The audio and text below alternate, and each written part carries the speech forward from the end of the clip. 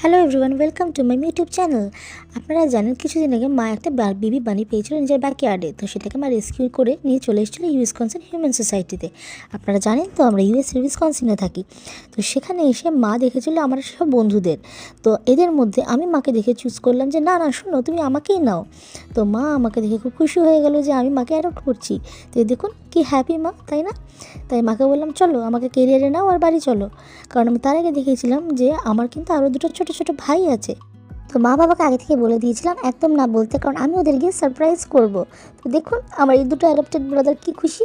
তো my humans are very happy with me. তো গিয়েই বললাম যে চলো একটু খেলাধুলা করা যাক। তো আমি আর দুই ভাই মিলে প্রচুর খেলাধুলা করলাম।